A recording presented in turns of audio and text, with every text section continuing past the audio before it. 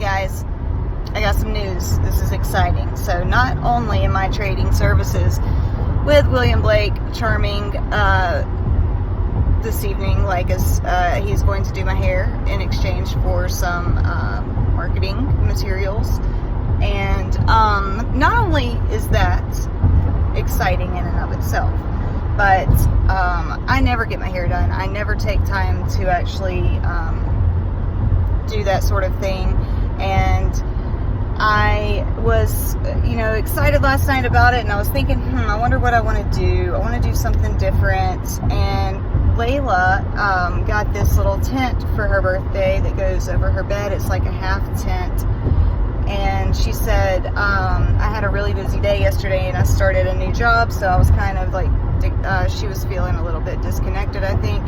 She needed me to give her a little more attention than usual, so she said, Mama, come lay with me in my unicorn tent. And I said, okay, baby. And so I go get in the unicorn tent, and we're laying there, and she's like, Mama, look at the unicorn's hair. Her hair is so pretty. And I said, her hair is pretty. I said, I should get my hair done like a unicorn. And she said, Mama, will you get your hair done like a unicorn, please? It's so pretty. And so that is all it took. And I was on YouTube, or I was on Google immediately searching for examples of unicorn hair. And basically by unicorn hair, I mean like all the colors, the mermaid hair that people have been doing. I know I'm behind on all of these trends or whatever, but I like to do things because of a different reason. And so this is exciting for me because I can't wait for Cayla to see me. Like, I can't wait for her to actually see that I was able to go get unicorn hair. Like, that's going to blow her mind. Think about that from a kid's perspective.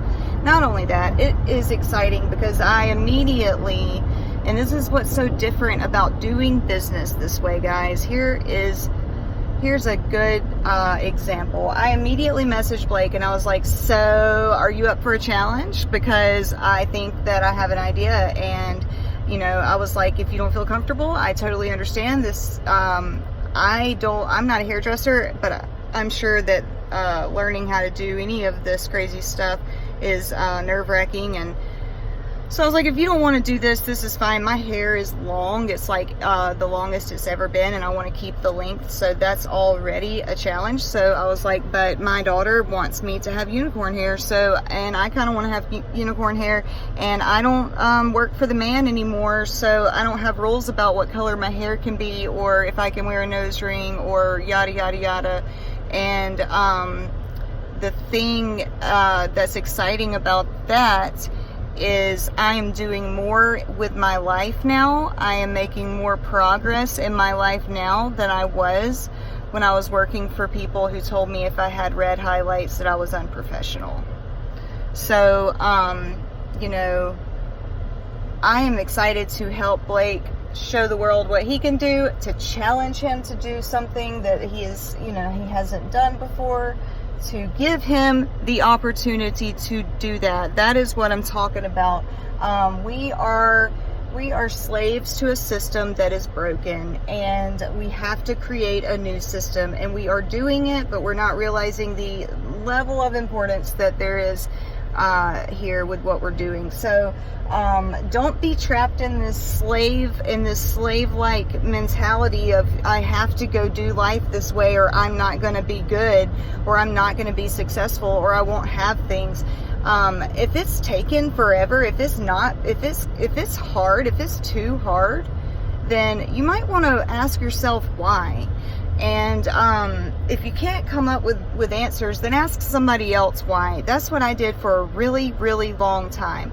I repeated the same thing over and over to my parents, to my friends, and I'm sure everyone was sick of hearing it, but I genuinely wanted to know why it was so hard to go work and make a living and to have a life. And then I started breaking down each part of that question, and I mean, it's amazing what you can learn if you really, really think about how we're doing things. And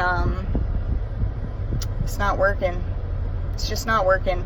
There's a better way, and the way is letting people explore their true meaning of life and letting them thrive and explore and learn and push the boundaries and do unicorn hair and wear unicorn hair and talk about unicorn hair and do all of those things while also coexisting and also, you know, moving up in the world and moving up in the consciousness in itself. Like, all of these things can happen together if we facilitate it the right way. And we need to just stop listening to people who are telling us that we're doing it wrong and that we're not going to be successful if we don't do it this way.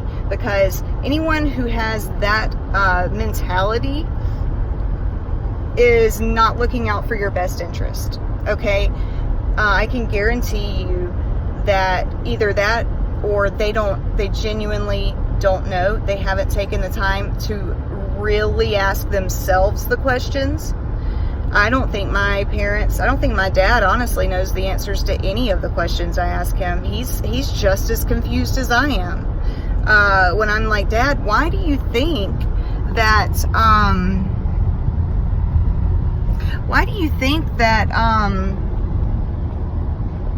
millennials are pissed off? Like what is your opinion here? Why do you really think we're pissed off? Well, I mean, you know, it's just the way the world works now. Everybody's entitled. They just want to sit around on their phones and play video games and do this and that and whatever they want to do. And that statement is just mind-blowing. To consider an entire generation of people entitled and not good enough or not working hard enough or not whatever enough because they would rather spend their time doing what they want to do. Okay, that's the first step to control right there. You really need to start thinking about how you're living your life. You really need to start thinking about the end game. The universe, the earth, the society, everything, the systematic way of the world is very important to understand. It is the key to understanding every single thing that you are alive and living for. Like, please, please, please explore the boundaries of life. Please explore your deepest, darkest questions and ask questions. Like, these questions have answers. They do, I can guarantee you. And if you don't know the answer, someone does, or someone cares enough to find out. And the problem we are having is that for so long we have been limited with our ability to use our time freely and our resources freely as we want to, keyword, to explore these questions and to push those boundaries and to keep learning faster and faster and more and more. We've been halted. We've been stopped at some point. And at some point, a system was implemented that was only made to slow us down, to dumb us down, to make us do things a certain way over and over and over again, so that basically we would never get a chance to explore what life could really be like, and therefore we wouldn't ask the questions. But when you get to this point in society, the point where we are right now, you cannot deny it anymore. We are in a very important part of existence, and that is we are woke. We are woke. Enlightenment, knowing what is up, knowing what's up. All right, we know what's up. We've learned, okay? We've absorbed this information, okay? We're taking stuff away from, and we're reading, and we're asking questions, and we're watching people. And there's a lot of people on this earth, okay? And you might dumb down a lot of them, yes. But over time, more and more are going to start figuring it out. And then more and more media and the internet and society is going to start talking. And then you're going to be in somebody's face more and more. And then we're all going to be in each other's face all the time. And that is where we are now. And what do you think we should do now? What do you think we should do with the ability to have conversation on a level, on a grander scale than you've ever had it before, about things that are real, that have actual implications in this world? I'm going to let you go. I don't know where I'm going.